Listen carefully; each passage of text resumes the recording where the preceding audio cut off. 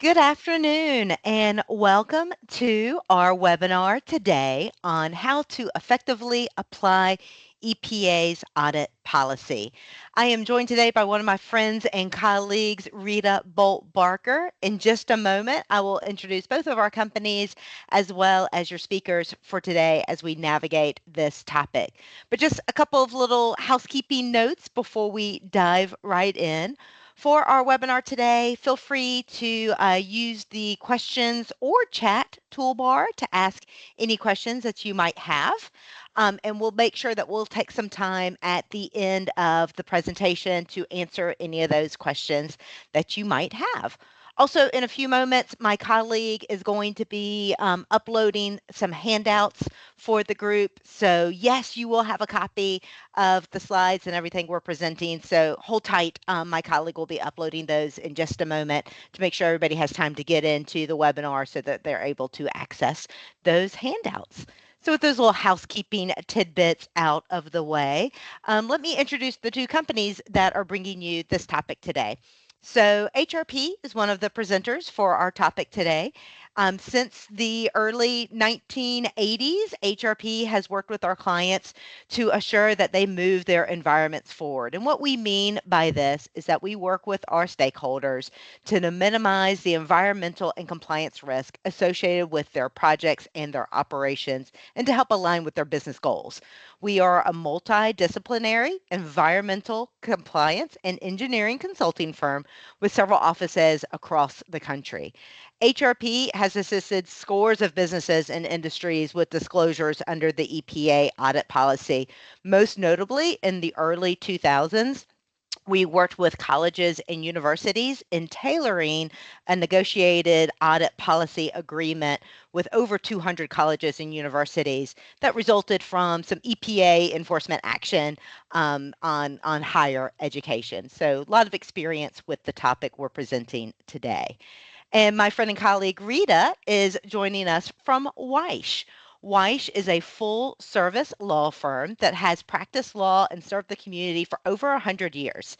In that time, Weish has participated in landmark litigation, served as counsel on cutting edge transactions, and provided community leadership that has helped shape and drive their region's growth and success. With offices across the state of South Carolina, Weish is the South Carolina member of the Lex Mundi, the world leading association of independent law firms. They practice in the fields of environmental, corporate, commercial real estate, employment, and litigation. And then Rita and I will be your speakers today. So I'm Jackie Baxley. I lead our environmental health and safety and sustainability practice here at HRP. I've been working in the field for, we'll just say, over 27 years. And during my time at HRP, I've worked with a lot of our stakeholders and business communities relative to not only conducting audits and developing compliance management systems, but also helping to identify and lead companies through the self-audit policy should there be findings that merit self-disclosure. Now, Rita is a member of Weiss PA, is an experienced environmental attorney. She represents clients in federal and state court as well as before the Environmental Protection Agency. Her varied experience includes advising clients on matters arising under federal and state environmental statutes, including PICA environmental statutes, the whole alphabet soup of the environmental statutes, from Clean Water Act to endangered species to RCRA as well. Rita counsels clients on assessing environmental risk and incentives associated with corporate transactions such as mergers, acquisitions, and real estate deals, including numerous brownfield development projects through South Carolina Voluntary Cleanup Program. Rita has written and presented on numerous environmental law topics and has been an adjunct professor at Clemson University in Furman. Actually, right before we started, we were all talking about college football and Clemson football kicking off this week. So a Go passion. Tigers. Wonderful. Now, our agenda for today. So, again, we'll be covering the topic of the EPA self audit policy. And in doing so, we're going to first introduce you to this policy.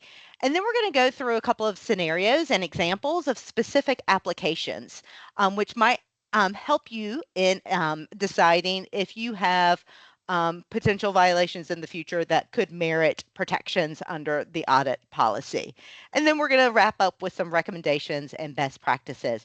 My colleague Dominic has just uploaded the handouts associated with today's presentation, so you should have a copy of all these slides. And we also have a supplemental handout as we will talk about some links and some definitions and references. And those are just easily available to you through that supplemental handout. So y'all should all have access to that in the chat. All right, so let's go ahead and dive right in. And Rita, at this point, I will hand it over to you to guide us through the EPA audit policy. Thanks, Jackie. I'm excited to be with all of you today. I'll just provide some policy background before we get into the details of the EPA audit policy. The policy is entitled Incentives for Self-Policing Discovery, Disclosure, Correction, and Prevention of Violations, better known as the audit policy. It was passed in the year 2000. Its goal is very simple: to enhance the protection of human health and the environment, which it accomplishes by incentivizing the regulated community. In formulating this policy, EPA was focused on the fact that it, as a government agency, has limited resources and the regulated community has much more awareness into its own environmental management processes. The policy has been in place far longer than since 2000. The 2000 policy actually replaced a previous 1995 audit policy. Next slide, please. The way the EPA audit policy encourages the regulated community to self-police is through two primary incentives. The first is elimination or substantial reduction of gravity-based civil penalties. And if you're wondering what gravity-based penalties are, those are that's the portion of the penalty over and above that which represents the economic gain that an entity might have had as a result of the non-compliance. We might call these the more punitive side of penalties. EPA retains its ability to recoup economic benefits under the audit policy. The second incentive is a recommendation of no criminal prosecution. EPA's practice is that it generally does not pursue criminal enforcement against entities that are voluntarily disclosing and correcting violations, unless there is extremely culpable behavior. I'll note that this incentive is available even where a particular condition that Jackie is going to talk more about, systemic discovery, is not present. And this is probably a good time to turn it over to Jackie to talk about the conditions required to take advantage of these incentives. Thank you, Rita. So as Rita mentioned, there are 9 conditions to be able to fully benefit from all of those incentives. And the first of the 9 conditions is systematic discovery of the violation through either an environmental audit or the implementation of a compliance management system. As Rita alluded, you can still gain some incentives even if you don't meet all of these 9 conditions. And this first condition is a perfect example. So EPA has stated if you meet all of the 9 except for the systematic discovery, well, then you're still eligible for up to 75% of those penalty waivers. So still a substantial discount, if you will, of any potential monetary penalties associated with the disclosure. The second condition is voluntary disclosure of the violation. That was not detected as a result of a legal required monitoring, sampling, or audit procedure. One way to think of this is relative to the voluntary disclosure is it can't be a permit obligation. So if it is a permit obligation, then you are typically obligated at some routine basis to be assessing your compliance with your permits. For example, a Title V air permit, you have an annual compliance certification. So typically, non-compliance with a permit would typically not meet this definition of a voluntary discovery. And then the third condition is prompt disclosure. And prompt is defined here as 21 days. So prompt disclosure in writing to EPA within 21 days of discovery or such shorter time that may be required by law. So if it's maybe a state program that you're also working with, for example, and the discovery, when we say discovery, that is when we have knowledge of the violation. So discovery occurs when any officer, director, employee, or agent of the facility has an objective, reasonable basis for believing that a violation has or may have occurred. So you can actually disclose potential violations under this policy as well. And then the fourth condition is independent discovery and disclosure. So you are independently identifying this compliance gap. You are independently disclosing this gap.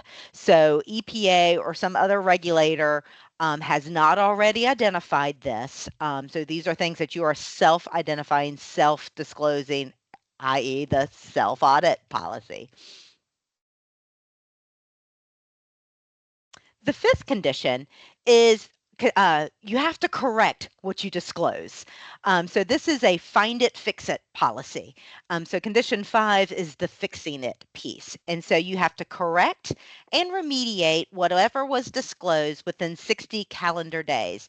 It's important to note here, it's 60 days from the date of discovery. So that date of discovery is key in using this audit policy. So that date of discovery starts your 21-day time clock for disclosure, and it starts your 60-day time clock for corrective action.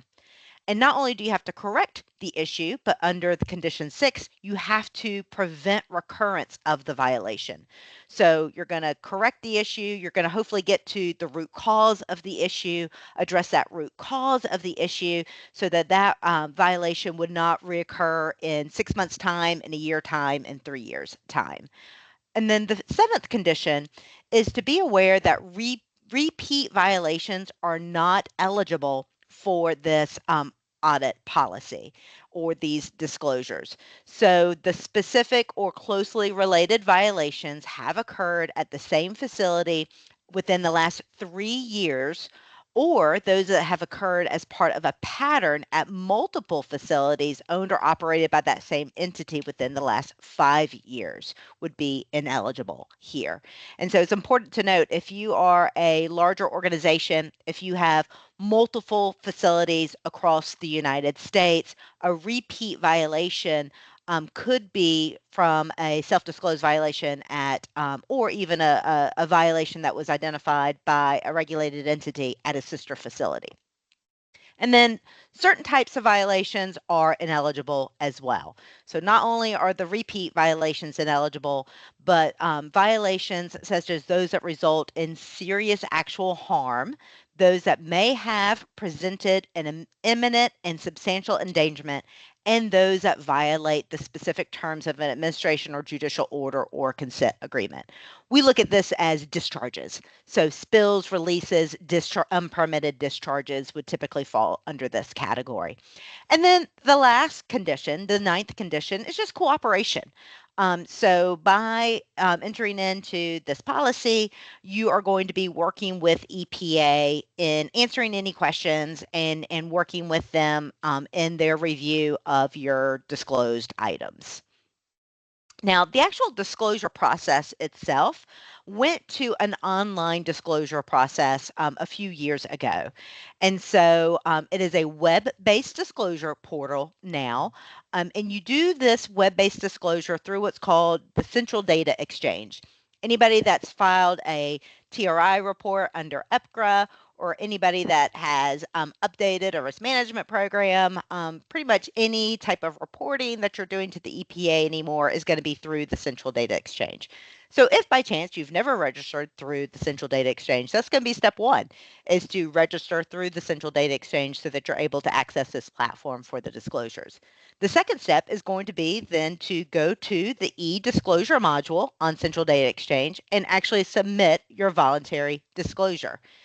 And so remember, for policy conformance, you're going to have to disclose that within 21 days. So you're going to, well, before you get to that 21-day mark, you're going to want to make sure that you're already registered in CDX because that can take time. Sometimes signatures have to be verified by mail. So make sure that you have that CDX account well in advance. And there's also a signature verification process for the e-disclosure platform as well. So start that part of the process a little early. So you're going to submit it through e-disclosure. And there are a couple of guides to help you before you go through that online process. Those guides are available to you in our handout through links. And those links that we provided you is the e-disclosure checklist that EPA has to reference that you've got all the appropriate information you need to start the disclosures, and then also the help guide. And the help guide is kind of a step-by-step of how do you enter the information. It gives you the screenshots and everything to make sure that you're navigating that system appropriately. And it is important to note, you can disclose potential violations. You can retract a disclosure as well. So if you're butting up against that 21 days and you're like, I discovered it 19 days ago. I think it's a violation. I'm not 100% sure. You're still gathering data. You can go ahead and disclose it. And you can recant that disclosure later. And you can also disclose and go through the process with potential violations as well. And then the third step, so step one, register with CDX. Step two, disclose the issue through the voluntary disclosure. And step three is to certify that you've actually completed the corrective actions associated with what you disclosed. And remember, the 60-day corrective action period does not start the day you disclose. It starts the day of discovery. So by the time you disclose it, you're already 1/3 into your way of your corrective action process. So use your time wisely. It is important to note extensions are available. Reasonable extensions are available and typically granted by EPA if for those types of things that just take a little bit longer to correct.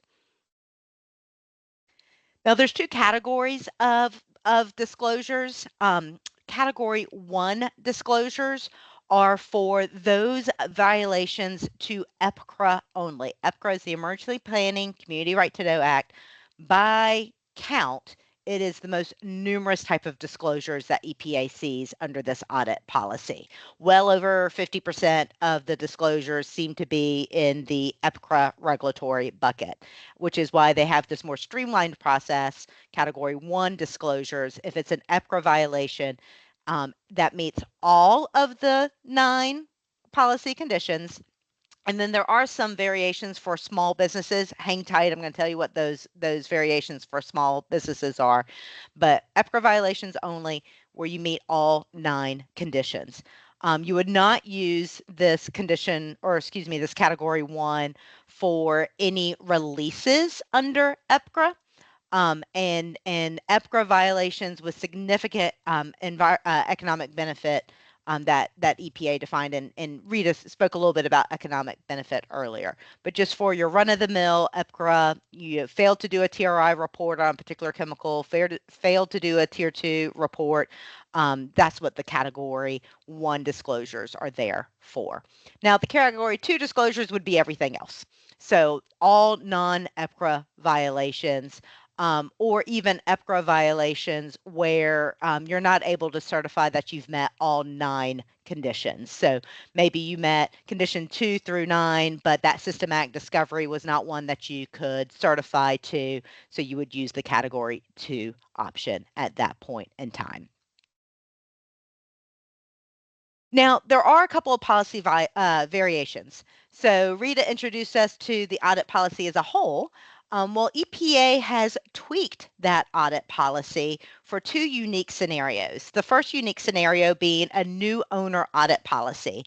And this is one that I think is a huge value to new owners of facilities. So under the new owner audit policy, there are tailored incentives to encourage new owners to look closely at compliance issues for their recently acquired facilities. It's a way for new owners to start with a clean slate. by utilizing the new owner variation of the audit policy. So with this variation, it's still the same 9 conditions, but those conditions have been tweaked to accommodate the nuances of mergers and acquisitions and new ownership and transactions. And so, if you think about those 9 conditions I just shared with you, some of the tweaks that you see with those 9 conditions is it removes the periodic aspect of systematic discovery. Because you just bought the place, how can it be systematic? So you don't it does not have to be part of a periodic or routine assessment under that condition 1. It also expands voluntary disclosure. Remember, just a moment ago, I told you if it's a permit violation, it likely is not going to meet that condition 2. Well, under the new audit policy, there are incentives for new owners to identify all issues of compliance, even those associated with permits. So you are able to potentially disclose and gain those incentives and protections for violations associated with permit obligations. Also, the prompt discovery is tweaked a little bit as well. So, first of all, to benefit from the new owner audit policy, you have to use it within the first 9 months following the closing. So, you get to benefit from these in the first 9 months. And because of just the timelines and all the stress that's dealt with any merger and acquisition, those timelines are tweaked relative to that 21-day disclosure. So prompt disclosure flexibilities that you see here is if you identified the violation before closing, then you would disclose it within 45 days of the closing. If you identified the violation after the closing, then you would either disclose it within 21 days of discovery or 45 days of closing, whichever one is longer. So it gives you a little bit more flexibility there because of just the nuances of timelines associated with mergers and acquisitions and new purchases and so on. And then there's some flexibility also in the violations that resulted in serious harm, such as a release or a discharge. Again, the incentive is for new owners to start with a clean slate, to identify what needs to be fixed, fix it, and pave a path moving forward to where it won't recur again in the future. Where the small business variation, small business being defined as 100 or fewer employees across all facilities and operations, so not per location, but across all facilities and operations, 100 or fewer employees. And the nuances here is it just streamlines from 9 conditions to 3. And those 3 conditions are it's got to be voluntary discovery, so not a permit issue. It's got to be promptly disclosed, 21 days, and you have to fix it. You just have a little bit more time to fix it. Instead of 60 days, you have 90 days to fix it. So those are a couple of variations that could benefit some of our listeners out there. So with that, now Rita and I want to go through a couple of specific applications and some examples. But before we do, we want to drill in a little bit more detail about systematic discovery. I think if we were to just summarize, if AI was to summarize our whole webinar and what is the one take-home message of this webinar, I would say the one take-home message of this webinar is to make sure before you ever get to a point where you think you want to disclose something, make sure you have either an audit process in place or a compliance management system in place, because proving systematic discovery can be the most significant hurdle as you're going through the audit policy. So, systematic discovery means the detection of a potential violation through an environmental audit or a compliance management system that reflects the entity's due diligence in preventing, detecting, and correcting the violation. So definitions are important here. In that handout that we added to the chat, environmental audit is defined and compliance management system is defined. But for us to drill into it a little bit more, so an audit, we all know what an audit is, right? But to meet the systematic discovery element of an audit, the environmental audit has to meet all 4 of the following elements. It has to be systematic, it has to be documented, it has to be periodic, and it has to be objective. You've got to meet all four of those bullets for it to be considered an environmental audit. Now, you do not, to prove systematic discovery, you do not need to provide notice to EPA before an audit. You do not need to have defined timelines that the audit takes 2 days or 3 days or a week and a half. So it's just got to be systematic, documented, periodic, or objective.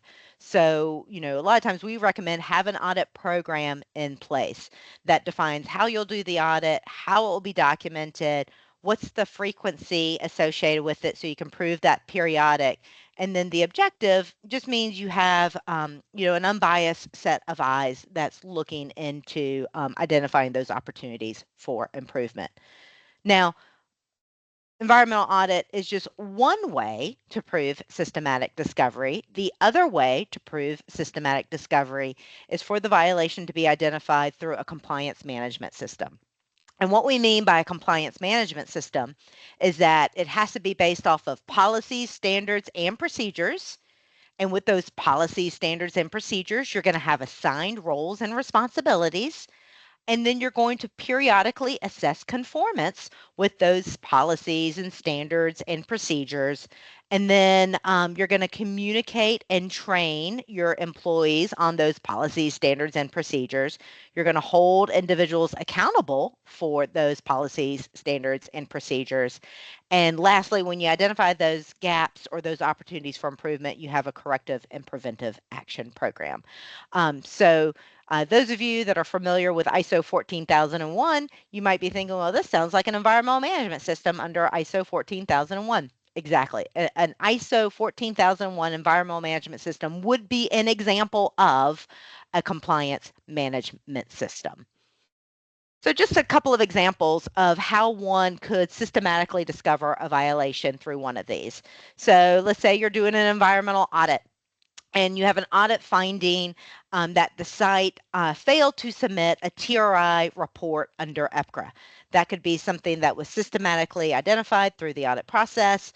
It would be documented as an audit finding. The audit was part of a periodic or routine frequent audit process, and the finder was objective in their assessment and determination of that finding. Versus maybe the same violation could be found through a compliance management system, for example, by way of a site having a written program in place for chemical approval. And in conducting a routine floor inspection, a chemical was found that failed to go through that chemical approval process. And since it didn't go through the chemical approval process, it missed all of those critical assessments relative to being assessed and then eventually reported on the TRI report. So that's a blend of there's a program in place for chemical approval.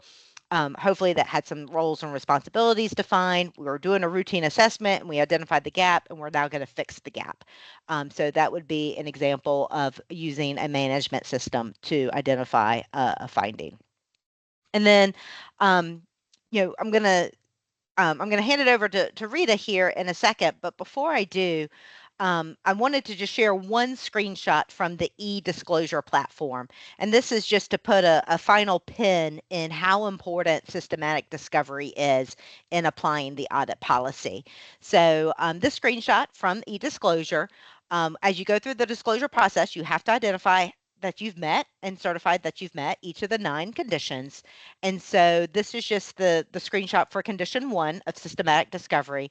And notice it reads, the violation was discovered as part of an environmental audit. And then it instructs, check each box that applies. All boxes must be checked to qualify as an audit. And you'll notice it's, again, using those same indicators, systematic, documented, periodic with future audits scheduled, and objective. Or it's got to be part of that compliance management system. And again, notice you have to check all the black boxes that apply. And for you to get credit, so to speak, both of those boxes have to be checked. So you've got those written policies and procedures that identify how employees are supposed to meet certain obligations.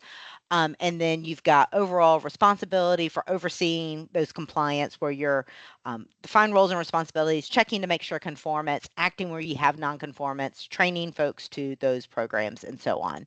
So a critical piece there. And I'm going to hand it over to Rita here because as you are looking at um, implementing an audit program, or if you're looking at implementing a compliance management system, such as an environmental management system or an ISO 14001 system, to get the most out of the program, you might want to ask yourself, do we want to engage with legal counsel to gain any type of privilege through the discovery process? So, with that, Rita, I will hand it back to you. Thanks, Jackie. On the issue of privilege, we should begin with the understanding that EPA's audit policy specifically states that the agency does not recognize a blanket privilege for audits. So, how do you protect any portions of the audit process or audit report? Um, there are circumstances where engaging legal counsel can protect portions of your audit. For example, if the audit was done in anticipation of litigation, there might be a dispute coming because of some kind of non-compliance issue.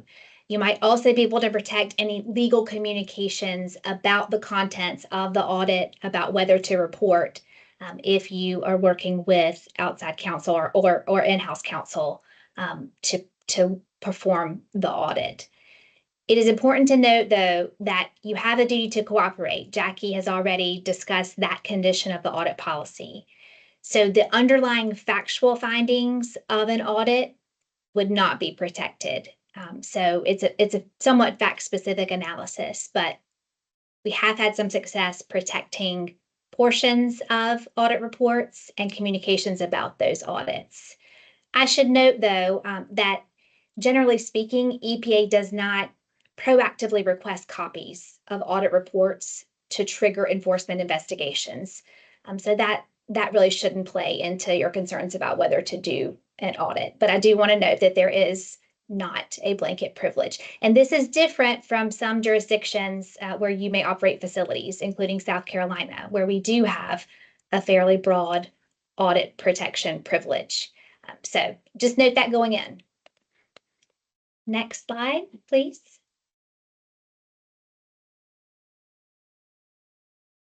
In developing the audit policy, EPA worked extensively with state programs, partner agencies, and that's consistent with what EPA often does. It works with state agencies. It will share information with state agencies where appropriate to do so. This often occurs where states are running delegated programs. EPA will defer to states on penalty mitigation as well. This is very much a cooperative process.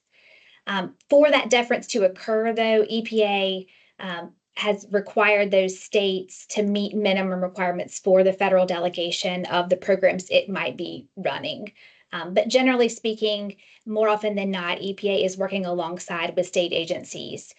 Many of the audits I have done have been primarily interacting with EPA, even though there was communication with the state agencies. Jackie, I'm not sure if your experience has been different, but there is an express cooperation built into the audit policy. Okay, I think we're ready to move to specific examples. Yes. Now, test your knowledge at home. And so we're going to go through a few scenarios, and I'm going to ask Rita, what does she think? Should the site disclose or not disclose? And then we'll discuss and go on to the next example. And this first example we specifically picked, as I mentioned earlier, in the two types of disclosures, the two categories of disclosures. EPCRA by far is the most commonly disclosed item, and especially TRI reporting under EPCRA. From 2015 to 2017, I couldn't find more recent data, but from 2015 to 2017, 57% of all disclosures to the EPA were EPCRA related. So this is a common one. So in compiling information for the 2024 EPCRA Toxic Release Inventory reporting year, you identified that historically you should have been reporting chemical X, but failed to do so. So, Rita, what do you think? Disclose or not disclose? What would be your questions here? How did you identify this issue? That'd be my Cor- first question. Exactly. Is this systematic discovery? So this does not sound like an audit to me. This sounds like an environmental professional at a facility going about their day-to-day work. So it does not sound like an audit. So then I would want to see, does this site have an environmental management system or a compliance management system? Do they have ISO 14001 certification? Can we say that this was systematically discovered because they were following maybe a process or procedure that they have for EPCA reporting, and in following that procedure, they identified this gap? So there would be a couple of questions here for sure, to see, do they actually meet that systematic discovery? And I would just remind the audience, even if you don't meet systematic discovery, you can still disclose. Just remember, in this, if this was not systematic discovery, it'd be a category 2 disclosure, and you would potentially only receive up to 75% of the penalty waiver as opposed to the full 100% of the penalty waiver. So this situation, probably yes. Yes, you might still want to, and one thing that I like to think of relative to disclose or not disclose, is it something that a regulator could find as well, and could cite you, as well? And so EPCA reporting has paper trails, and it's low hanging fruit for inspectors. And so I'm with you, Rita. I would probably have the facility consider disclosing here, even if they don't meet systematic discovery, because the likelihood of EPA may be knocking on the door. Hey, I noticed this year you reported this chemical, but not in the previous years. Why is that? And so, right now we're in maybe a phase where EPA might not be as heavy-handed in enforcement. Something like EPCRA has statutes of limitations that can transcend different administrations. And so I would recommend to kind of go ahead and disclose it, find it, fix it, move on, so that it's not discoverable later, maybe under a different EPA administration that might be a little bit more heavy-handed with how they're assessing enforcement. All right. Next example. All right, same company, exact same company as example 2, or excuse me, as example 1. So same company and same location as that TRI reporting we just mentioned. So 5 months after disclosing and correcting the identified TRI violation, the same company identifies that they should have been reporting under the TSCA chemical data reporting rule, but failed to do so. So again, disclose or not disclose? Rita, what do you say? The question that comes to mind here is, are these considered repeat violations? Remember, we cannot use the benefits of the audit policy if we have repeat violations at the same facility. My take on this is that these are different kinds of violations and would not be considered repeat violations that would trigger ineligibility under the audit policy. What's your take, Jackie? Same. TSCA and EPCRA are two totally separate regulations. They might have similar compliance mechanisms associated with it, having a good understanding of the chemicals that you're manufacturing, you're processing, and you're otherwise using, having those good inventories, having those good records. The way you comply with these two regs might be similar, but they're two totally different regulations. So I agree. I think the burden of proof for repeat violation, I wouldn't worry about that one for this client. I think the systematic discovery question might still present itself, but this is another one. The TSCA reporting. This is the second most numerous disclosure under EPA, because again, it's got a paper trail. It's got a long statute of limitations. This report is only due every 4 years. So failure to report can transcend different administrations. It's an enforceable rule. Whether they can meet systematic discovery or not, I would recommend. But hopefully, maybe as a result of that last disclosure over example one, maybe they put into place a compliance management system, and they found this through exercising that new compliance management system. All right. All right. Example three, same company as example one and two, but now different location from example one. So same company, different location. A sister facility also identified that they failed to report chemical X on their TRI report. So what about now, Rita? What do you think now? Disclose or not disclose? Well, remember the EPA also looks at compliance across facilities. So this one, you might still decide to disclose, but it would probably be ineligible for all of the incentives under the audit policy because this would be viewed, because it's the same violation across different facilities within the same company, it would probably be viewed as ineligible for the incentives of the audit policy. Do you agree, Jackie? I agree, and I'm going to add whether this is not going to be in that EPA disclosure checklist or user guide that we linked, but something that I like to advise folks before they start down the road for disclosure is go ahead and ask yourself before you disclose. Where else could this apply either at my facility or across my organization? And then maybe you can wrap them all in one disclosure at one time and gain those protections as opposed to piecemealing it across the organization. So that's just another thing to maybe fully utilize or best utilize the audit policy is before you start disclosing, do a historical compliance review of your facilities.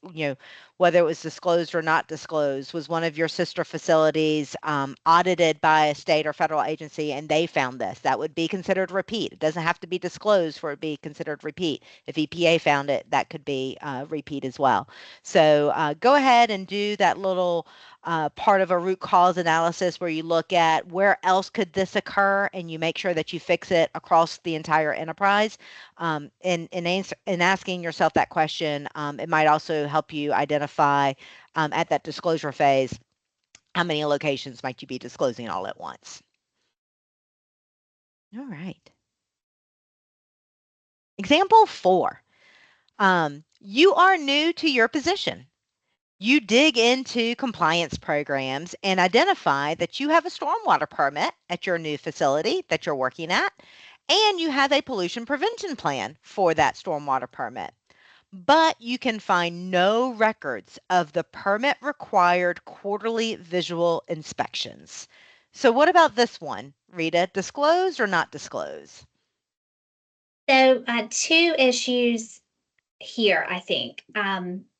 The first is this just says you're new to your position. You're not a new owner. So, I don't think we necessarily trigger the new owner audit policy, which does give us more flexibility. But the compliance issue here is related to a permitting issue. The stormwater permit and pollution prevention plan. So we know from Jackie's overview that permit violations are generally not eligible for the protections of the audit policy. And perhaps a more practical observation here is that you don't know there's noncompliance. You suspect there's noncompliance, but you simply cannot find records of previous inspections, and that would be incredibly difficult to correct if it was in fact an issue of noncompliance. That's a great point, Rita. One thing, whenever we do audits, as a company, it's always important to note there are some things that we find that you really just can't fix. Things that happened in the past that you can't go back to quarter four of 2023. And so here, I think we're of the same mind that disclosing would not be very value added for the organization here. What I would more recommend for this organization is to put a memo in the file that on this date you were doing a routine assessment of your stormwater program and you could not identify records from the following dates. You just couldn't find them. And so um, you're acknowledging that you've exercised the compliance management system, and you just can't find the records. You're not saying you didn't do it. You just can't find the records to prove that it was done or not done. And really the only corrective action you have is just to put a memo to the file of you've searched and searched and searched and you just can't locate these records. And then just make sure, I believe this was quarterly inspections in our example here. So you just make sure you start doing those quarterly inspections and pave a way to prevent recurrence by having a good document and record control process moving forward. All right. Similar example here with a slight variation, and Rita did a good job of leading us in on this one. So now, not just new to the position, now you are the new owner of a facility. And same scenario, new owner of a facility, and you are digging into compliance programs and identify that you have a stormwater permit and you have a stormwater pollution prevention plan, but you cannot find those quarterly records. What about now, Rita? Would you recommend disclosure or not disclosure? Almost always yes, when I'm working within the new owner audit policy, because it offers much more flexibility, a total fresh start, and it does not contain as many exclusions. For example, in the previous slide, we talked about how if you find a permit violation as part of routine compliance, that wouldn't be eligible under the audit policy for the incentives EPA offers. As a new owner, you can report those types of non-compliance issues. So almost always yes, if a new owner is doing an audit. Do you feel the same Right. way, Jackie? Absolutely. My one caveat would be how new of an owner are they? And I would just remind our listeners that the new owner audit policy has to be exercised within the first 9 months following that purchase. So if we're within the first 9 months, then I would absolutely disclose. Even though it's the exact same scenario, right? It's not something that we can go back and fix. It's something that happened in the past, but you can find it, you can identify it, and you can pave a way forward to make sure that it doesn't recur again. And so you can start with that clean slate. So if you know, a year later, a state agency or the EPA comes in and audits, and they're asking for 3 years worth of quarterly records or the permit's life worth of quarterly records. Well, you're able to show the records that you've started since you've been the new owner, and then you've got that disclosure document that explains away the historical gaps there. All right. Last example. So here, through an environmental audit, so we're going to assume we've met condition one here in the systematic discovery. So through an environmental audit, your audit team identifies that you have processed wastewater that you thought was going to the sanitary sewer system, but is actually being released to the stormwater system and thus going to a nearby creek. Rita, what about this one? Disclose or not disclose? Probably not here because issues that result in harm or endangerment to the environment are generally not eligible for the protections of the audit policy. Now, it's possible that no harm resulted from this. And if that is the situation, you might reconsider. But generally speaking, these types of discharges, if they created environmental harm or endangerment, would not be eligible for the protections of the audit policy. And this is one in my mind is a great example of why as an environmental consultant and as somebody that does a lot of environmental compliance audits, when we have findings that are similar to this, I love it when we're working under attorney-client privilege, because these are very sensitive findings. The vast majority of the findings that I feel like we have when we do environmental audits are kind of awareness in nature, documents and records in nature, are easily fixed. But issues like this are much more sensitive. And so to know that we have, as you mentioned, Rita, it might not be a complete shield, but the protections that attorney-client privilege can afford when we have a finding like this, it just allows for that counsel straight from the beginning and allows for a smoother path forward, even if disclosures is not a part of that path. And I should note here that you might have other disclosure obligations if, in fact, there was harm. You might also want to disclose to avoid any kind of criminal enforcement proceedings. But this would not be eligible under the audit policy, generally speaking. Correct, correct. All right, great. So now we would like to end with just some best practices and recommendations for those of you that might be considering future disclosures or audit programs or compliance management systems. So ensure you can meet the burden of systematic discovery. So if you're sitting in this webinar right now just to learn more about the audit policy and you don't have a real world situation you're navigating of disclose or not to disclose, plan for the future. And plan for a future where you do identify something that needs to be disclosed. And in planning for the future, go ahead now, either establish an audit program or establish a compliance management system. And again, compliance management systems would include what we call an environmental management system or an ISO 14001 environmental management system. So plan for the future, have those systematic discovery tools in place. So if you find yourself in a situation of disclose or not to disclose, you at least have that very first condition taken care of. And then consider whether you want to have counsel involved in that audit process. It's not going to hurt to have them involved. It might offer some protection, might offer some wise counsel there in the beginning. Even if it's not a complete shield, it could provide you some protections. And then, Rita, what about you? What are some of your recommendations? Just a couple of notes. You probably already picked up on these, but it's worth reiterating that you must be mindful of deadlines. This program is beneficial, but it is also based on quick correction, quick disclosure, and quick correction. So you have 21 days to disclose and 60 days to correct, and those both run from the date of discovery. That can run very quickly.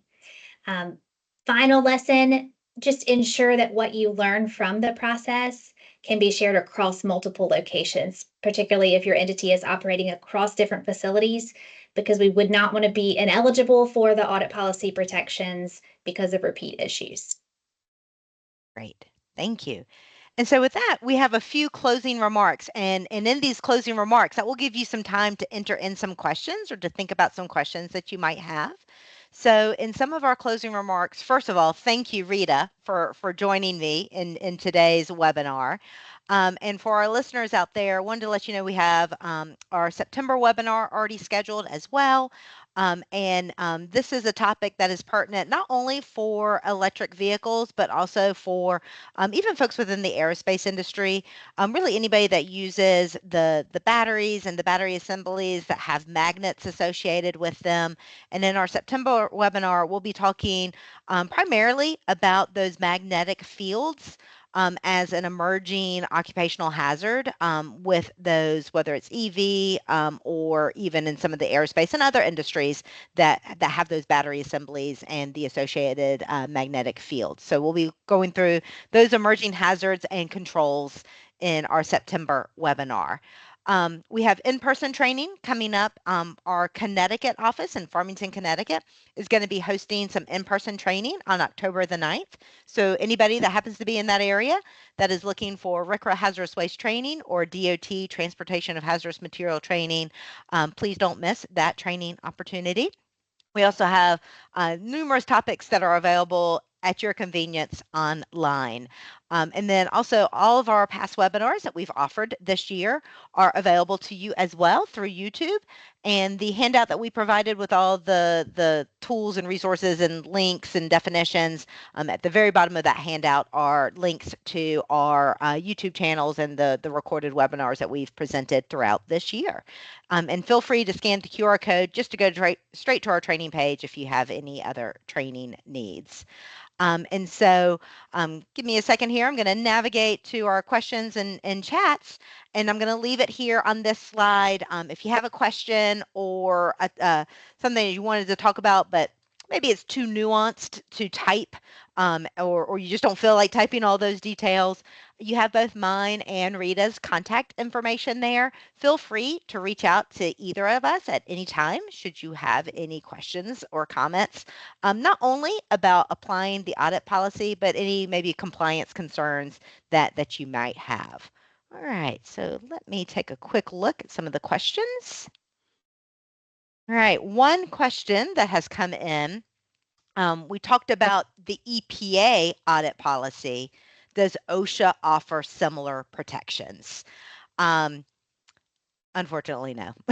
So, Rita, I don't know if you've been involved in any similar situations with OSHA, but unfortunately, OSHA does not have a similar audit policy that has similar incentives. I don't know, Rita, if you've had experience with OSHA, if you want to elaborate on that at all. And my experience is the same, that the EPA Mhm. policy is much more generous than what many federal agencies offer. Correct, correct. So yes, this is um, a a special edition only for EPA. So unfortunately, cannot apply it to OSHA. And I would just say if you're developing an audit program, and in your audit program, you're going to be looking at both environmental compliance and health and safety compliance, then I would, asterisk again the consideration of involving whether it's in-house counsel or outside counsel, to maybe have some of those attorney-client privileged conversations, because you're not going to have any benefit under OSHA for a self audit. All right, I think that was our only question. So, with that, we will go ahead and log off, but please feel free to reach out to Rita or myself if we can answer any other questions. And again, Rita, thanks again. Good luck to your Clemson Tigers this weekend. And to all of y'all who are hopefully looking forward to a long holiday weekend for Labor Day, I hope you have a wonderful holiday weekend. Thanks, everybody. Thank you all.